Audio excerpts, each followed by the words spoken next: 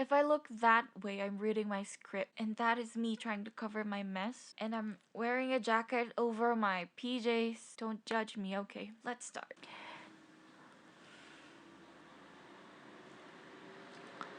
Excuse you?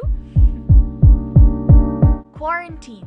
It is a strict isolation imposed to prevent the spread of a disease or diseases. COVID-19 forced us to adjust in a lot of ways. A lot of us lost our jobs and lost our businesses, even lost loved ones, which is really sad and very unfortunate.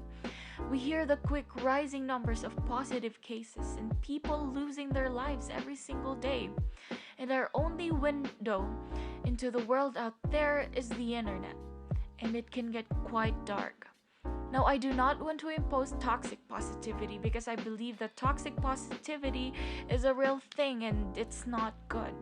I'm just going to share the things that I've noticed and that I've learned this quarantine. Number one is that developing a hobby keeps us sane.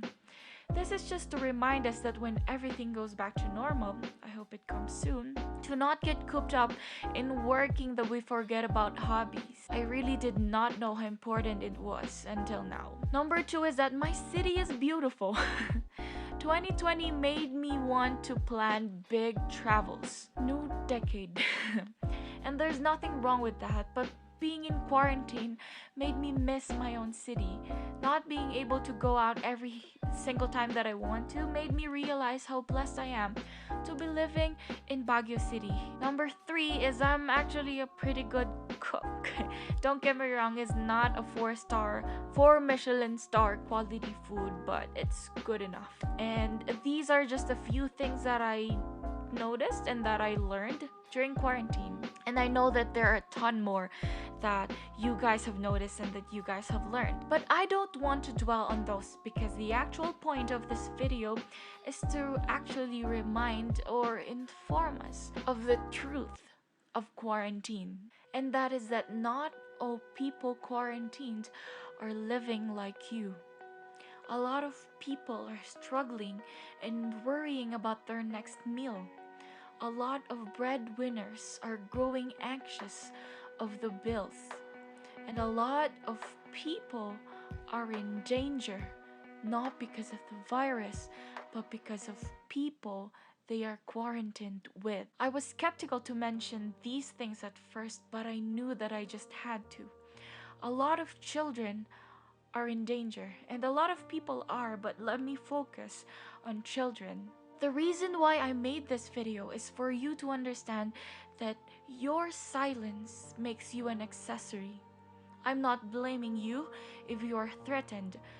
However, if the only reason why you are silent is because you do not want to get mixed up in the situation, yes, I'm blaming you. I read this poem online and I'm not sure who wrote it, but it goes like this.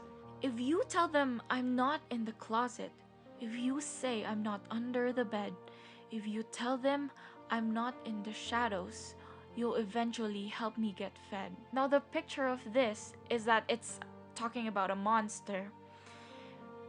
And the reason why I read that to you is again to remind you that silence makes you an accessory.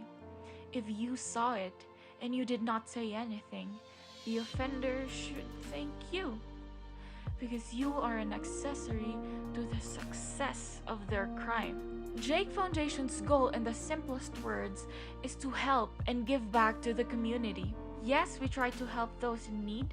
We've given out food packs. We're planning to help 2 families soon to buy their necessities for their kids and just their usual needs. We gave out care packages to sexually abused children and women and to an orphanage taking care of them. Yes, it would help if you donate, but the best thing you can do to help is to reach out to authorities when you know you have to. Thank you and have a wonderful weekend.